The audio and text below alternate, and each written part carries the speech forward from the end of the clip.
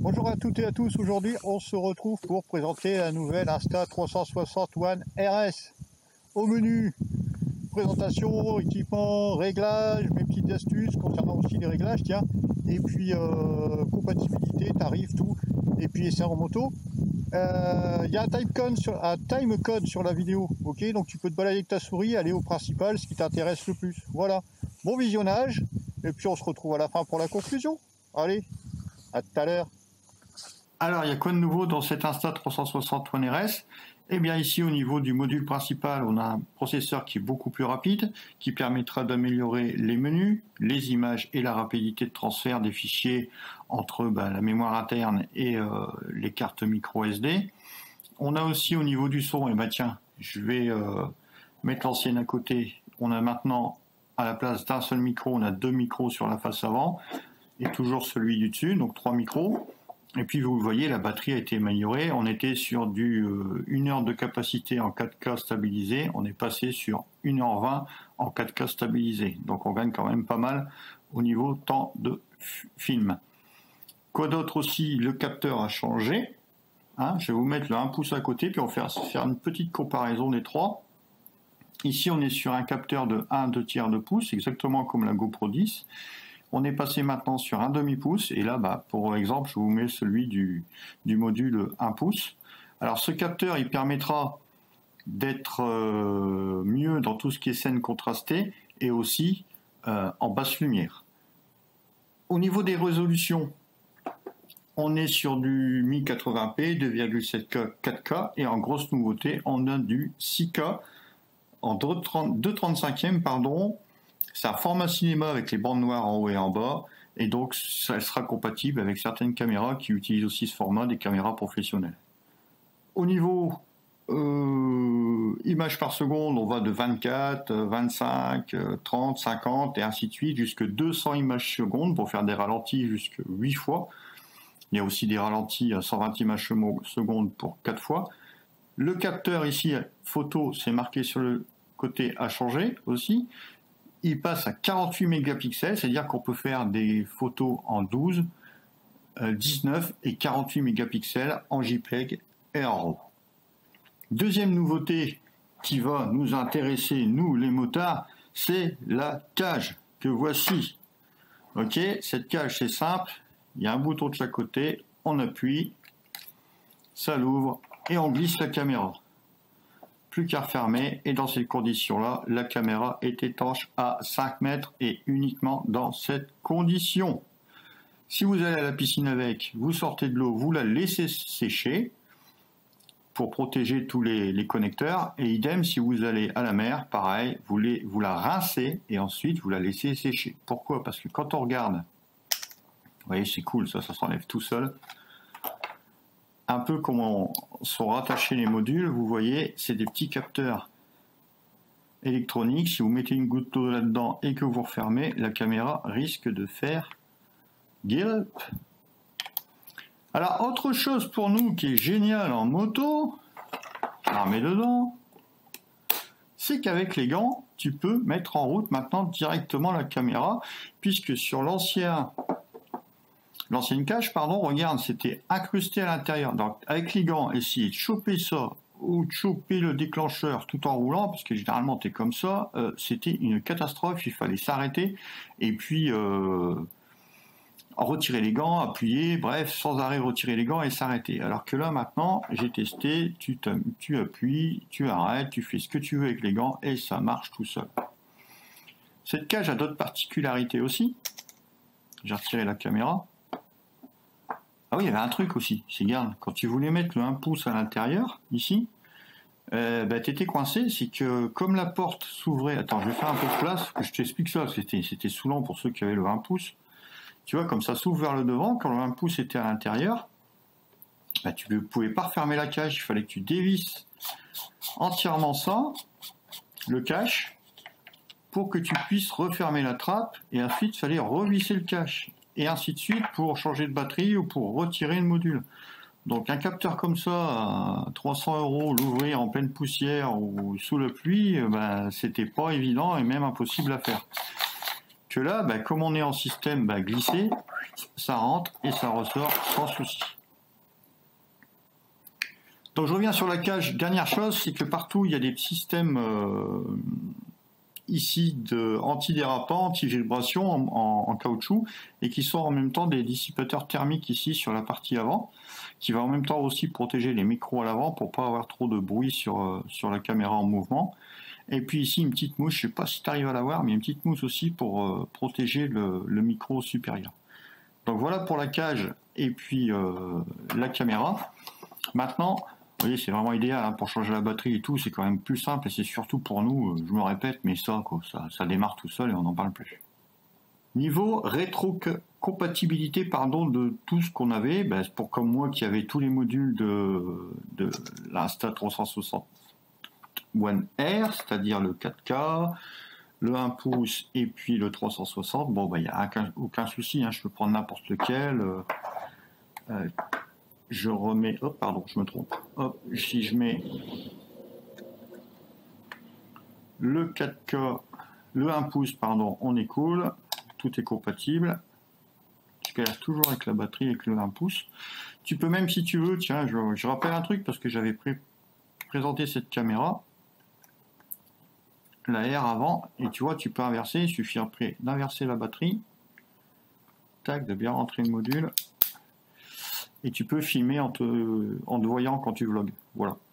Niveau 360, alors le 360 qui est vendu avec, et comme le 1 pouce aussi, qui est vendu avec la nouvelle One RS.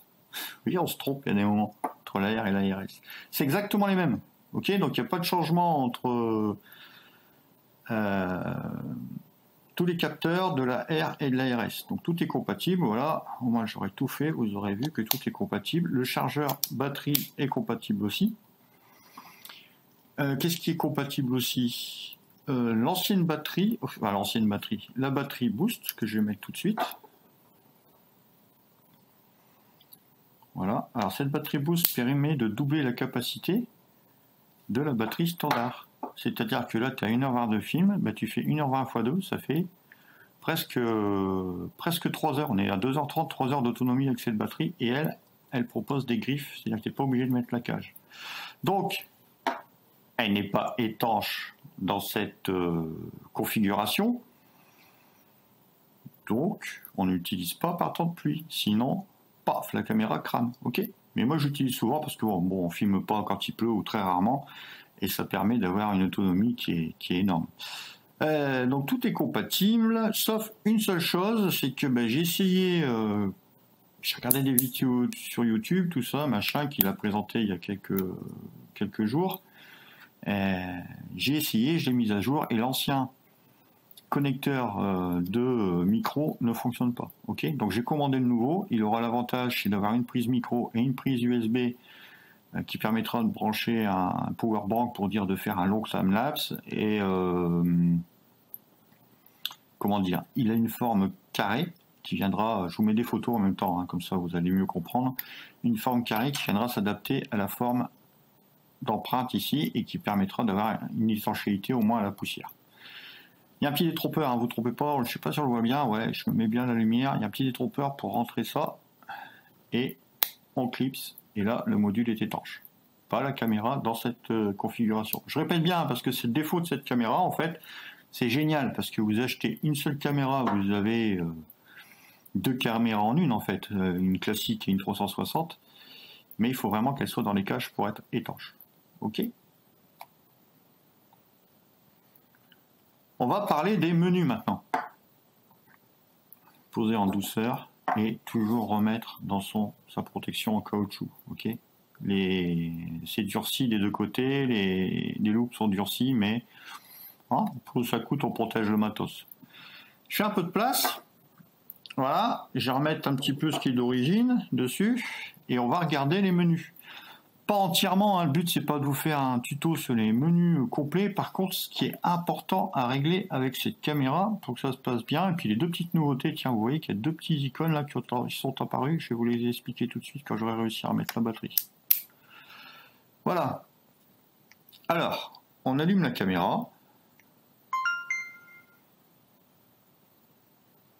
Alors, si on slide vers le haut, on aura les fichiers qu'on a enregistrés.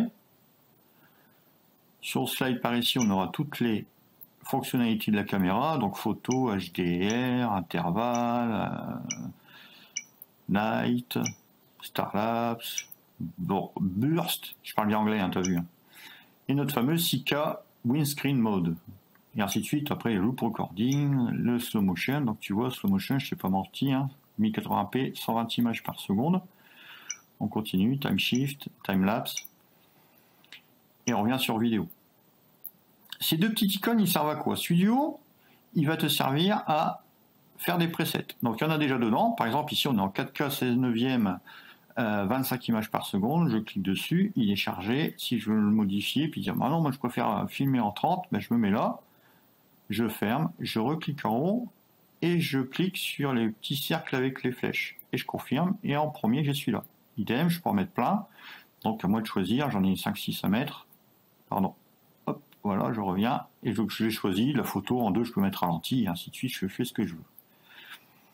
En bas, on a un zoom numérique, qui va de 17 à 50 mm de focale. Et donc, voilà, tu vois, on peut zoomer à l'intérieur de l'image, et on peut dézoomer. Et tiens, moi j'ai trouvé, je n'arrivais pas à trouver dans la caméra, et dans les tutos de tout le monde, là, j'arrive pas à le voir, mais c'est ici que tu changes l'angle de vue de ta caméra, entre ultra wide, wide, linéaire et narrow. Ok, donc tu changes ici, ça changera. Ok, voilà, je suis content de l'avoir trouvé, tiens. J'arrive pas à le trouver. Voilà, on arrête avec le zoom. Qu'est-ce qu'il y a d'important après? Ben, les menus, on descend vers le bas. Ici, on a les lights, la stabilisation, le blocage de l'écran et tout. C'est pas le plus important. Ça, c'est toi qui choisiras de mettre la grille ou pas. Par contre, ici, tu vois, ces petites icônes, c'est la mise en route rapide de la caméra. Donc, il est sur on. Je vais te montrer. En fait, je vais arrêter la caméra. Ça te permet d'économiser de la batterie parce que ta caméra est arrêtée. Tu as juste à appuyer là-dessus. Elle va mettre en route et se mettre à filmer. Tiens, tu peux même mettre un petit marqueur sur ta vidéo, tu vois, quand tu fais un truc un peu que tu veux te souvenir, bah, tu cliques là-dessus, ça met un marqueur dans ta vidéo. C'est plus facile à retrouver après dans tes rushs. Et donc si j'appuie dessus, l'enregistrement s'arrête et la caméra s'arrête, donc on aura un gain de batterie. Et de facilité à mettre en route aussi. Hein. Donc je remets en route. Voilà, elle est mise en route. Je descends. On en était ici. Ici, c'est la rotation de l'écran. C'est-à-dire si tu veux pas que ta caméra passe en 9/16 quand tu tournes, bah, tu mets le blocage. Donc là, elle est bloquée. Et ici, on a les settings. Qu'est-ce qui est important ici? Bon, là, c'est tous tes réglages. On peut mettre des AirPods, le contrôle vocal en anglais pour l'instant. Et ici, formatage de la carte SD. Si on revient, on va aller dans Général. Là, tu choisis à quoi servira l'USB, soit transfert de fichiers comme ici, soit powerbank, soit d'autres ustensiles comme le Quick Rider que tu peux mettre en option. Bluetooth Wake-up ici, mon anglais est toujours magnifique. Ça sert à mettre ta caméra constamment en veille pour qu'avec la télécommande, tu puisses l'allumer. Donc, à vie, ta caméra fonctionne en veille. Ok, donc à mettre sur off, sinon tu bouffes toute la batterie. C'est très peu, mais ça bouffe quand même la batterie. Le sharpness ici. Alors, c'est la qualité de tes images. Là, on est plutôt en very height sur des images numériques, et là, on est plus sur des images en médium qui sont plus réalistes. Ok, à toi de voir. Moi, j'ai toujours filmé en very height. J'essaierai en médium parce que je ne savais pas qu'il fallait régler ça, tu vois, avant sur l'ancienne. Je ne sais même pas s'il y avait ça sur l'ancienne. Donc, voilà la petite astuce qu'il y a ici. Et puis, la dernière, donc ça tu verras, auto power off, anti-flicker, c'est 50 Hz, 60 Hz. J'en ai déjà parlé dans d'autres vidéos. Autre chose, dernière chose importante. En slidant par là, on est sur un mode automatique ou manuel au niveau du shutter, de la vitesse, enfin, l'exposition des lumières. T'emmerdes pas à ça si tu filmes classique. Par contre, là, ici, c'est la couleur de tes rushs. tu as trois possibilités. Log, c'est si après tu travailles tes images toi-même en colorimétrie sur ton logiciel. Ici, on est sur du standard. Donc, je te recommande le standard.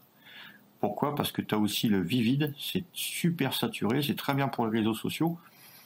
Mais reste sur standard parce que dans le logiciel qui est présent sur les smartphones ou sur le PC, tu pourras après rajouter le Vivid. Donc autant avoir quelque chose de naturel et le contraster plus que d'être avoir un truc qui est contrasté et qui te plaise pas. Au moins tu auras le choix entre les deux. Voilà, au niveau de tous les réglages vraiment principaux, on va parler maintenant tarif. Donc je vais l'arrêter. En parlant tarif, il y a plusieurs possibilités. Tu l'as vu, tout est rétro-compatible. Donc, ce qui permettra de ne pas être obligé de racheter les modules, puisque le module 1 pouce et le module 360 sont exactement les mêmes que ceux présents sur la One R. Il y aura peut-être des nouveaux modèles qui vont sortir par la suite, mais pour l'instant, il n'y a pas besoin de plus. Donc, si tu avais tout en ancien et que tu ne veux pas t'embêter, il y a plusieurs possibilités. Tu peux soit acheter le cerveau, la cage, la batterie pour 290 €. Tu peux l'acheter uniquement avec le modèle 4K à 320 €. Tu peux l'acheter aussi en Twin Edition à 570 €. Le modèle 1 pouce, pareil, à 570 €. Ou si tu veux tout d'un coup, 890 €. Ok, tu vas me dire... c'est cher. Moi, ce que je te propose, la meilleure des solutions si tu n'as rien, c'est la Twin Edition avec le 4K et le 360 qui te permettront d'avoir deux caméras en une. 570 €. Ça pique, c'est honteux, c'est dégueulasse. Non, rien de tout ça. Puisque, regarde, on va faire l'exemple que si tu achetais la GoPro, tu seras obligé d'acheter la GoPro 10 à 379 € à condition que tu prennes l'abonnement. Sinon, elle est à 579 €. Tu seras obligé de prendre la GoPro Max qui est à 429 avec l'abonnement ou sinon 579 €. Ça te ferait minimum 858 € ou 1158 € si tu ne prends pas les abonnements GoPro. Donc à comparer les 900 € de moyenne aux 570, c'est quand même un peu moins cher de prendre cette caméra. Et surtout au niveau encombrement, voilà, tu pars, tu as ces deux choses-là et c'est tout. Tu n'as pas une et encore une autre caméra à transporter. Voilà, ce qu'on va faire maintenant, c'est retourner en moto, j'ai rien oublié il me semble, et puis on va faire des tests en photo, en vidéo, dans tous les formats possibles et en ralenti, et puis on se retrouvera pour la conclusion. Alors on se retrouve sur la moto, le but c'est d'essayer tous les capteurs, le 4K, le 1 pouce, le 360, le tout je le ferai en couleur standard, je laisserai le son brut et puis ce qu'on va faire c'est des tests en 4K, en 6K, en 360 degrés, on regardera aussi des photos dans différentes configurations et puis un petit ralenti à 120 images secondes. On mettra tout à la fois sur route et sur TT pour que tout le monde ait son avis sur les deux configurations de roulage. La couleur vif, je te ferai un exemple aussi et puis à chaque fois en bas à gauche, je te mettrai un rappel de la configuration de la caméra et des modules utilisés. Allez, tiens, pour commencer, on va faire un petit comparatif avec Carole qui filmait au même endroit avec la One R et le capteur 4K.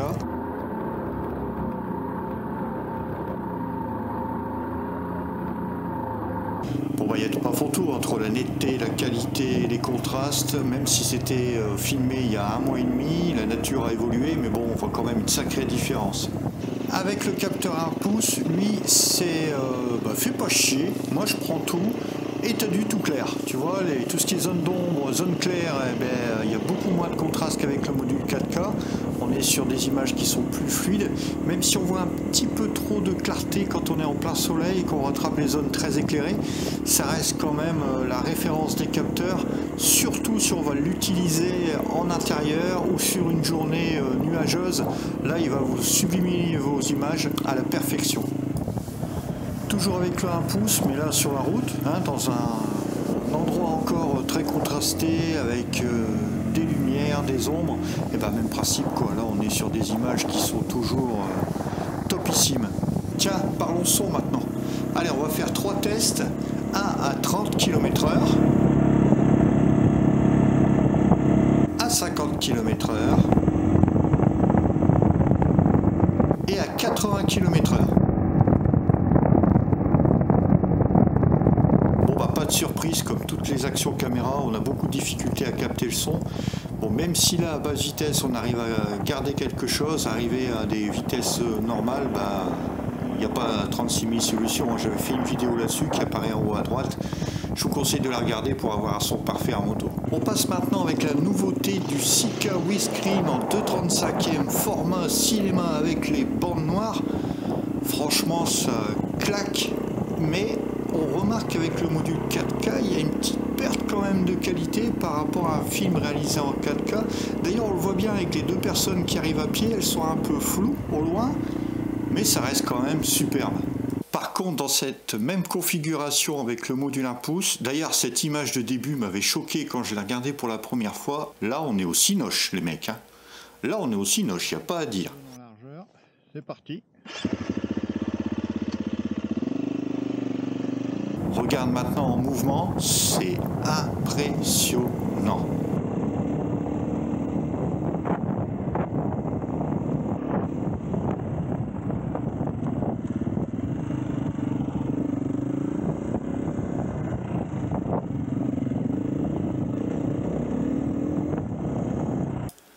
On se fait maintenant un petit ralenti en 1080p 120 images secondes avec le module 4K Boost et franchement c'est magnifique. Le 360, alors là tu as carte blanche avec l'application smartphone ou le logiciel PC Insta360, tu pourras faire ce que tu veux et ne jamais rien louper. Tu pourras même faire des plans fixes avec la fonction suivi pour faire ce style de passage.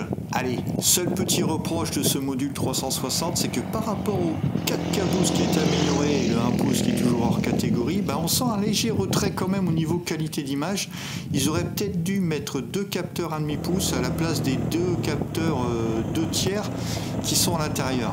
Alors peut-être à l'avenir ça arrivera, ça on verra. Tiens, on n'a pas parlé stabilisation, tu vois, depuis tout à l'heure j'ai la caméra au casque ou posée. Bon bah c'est déjà super bien, mais là j'ai voulu la mettre dans des conditions vraiment chaud patate, en l'attachant au guidon avec les vibrations du moteur qui repassent par ce guidon, enfin bref. Et là je suis en position là-haut sur la caméra en stabilisation et je te laisse juge, bah là c'est parfait. Tiens, depuis le début de la vidéo, on est en qualité standard sur la colorimétrie de la caméra. Allez, je te montre ce que ça donne en vivide.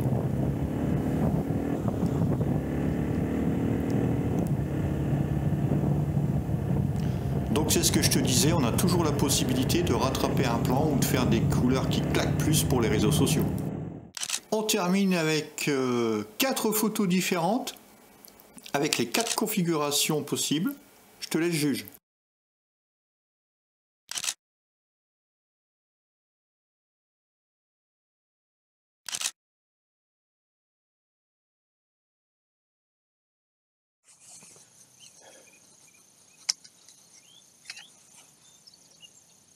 On va changer de mode. Voilà. Caméra film, on remet. Quand même la grande classe, hein. On est parti. On finit le tour. Je te fais ma conclusion en même temps, hein. Je respire parce que il fait chaud et l'enduro ça fait transpirer.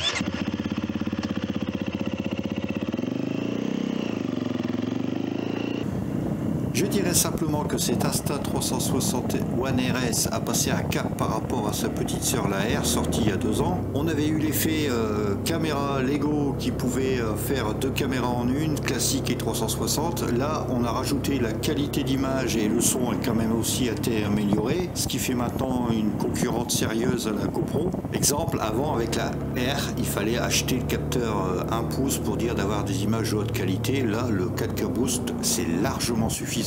D'ailleurs, je précise que toutes les images à l'intérieur de cette vidéo et le son n'ont pas été retouchés. C'est du pour Brut de chez Brut. Donc vous achetez la caméra, vous chargez la batterie, vous mettez une carte micro SD et c'est parti, vous aurez exactement les mêmes images. Autre avantage, l'application sur smartphone et le logiciel sur PC, gratuits tous les deux, vous permettront d'éditer vos vidéos comme vous le souhaitez, soit en classique ou en 360. Il y a même des exemples qui vous sont donnés et des guides pour les réaliser sur l'application. Et après, on envoie tout sur les réseaux sociaux facilement. Attention quand même, il faudra un smartphone de compète pour y arriver. Côté défaut, on fera juste attention à l'étanchéité. Il n'y a pas de souci avec la cage, mais je vous l'explique bien en début de vidéo lors de la présentation. Allez revoir, allez écouter, il y a des petites choses à savoir et à faire attention côté étanchéité. Tiens, sinon vous avez remarqué que j'avais sa toute petite sœur là, la petite Insta360 Go 2. Si vous voulez que je vous en parle, vous me le dites en commentaire. Et puis tiens, si vous avez des questions sur la RS, n'hésitez pas non plus à me les poser, j'y répondrai avec plaisir. J'ai mis des liens aussi directs vers le site d'Insta360 concernant ces caméras, si vous voulez plus de renseignements pour les acheter. Voilà, les motards des motards. La vidéo se termine, on se dit à la prochaine comme d'hab, portez-vous bien, soignez-vous bien, faites attention à vous, et roulez bien, le printemps revient. Allez, grand V à tous, ciao.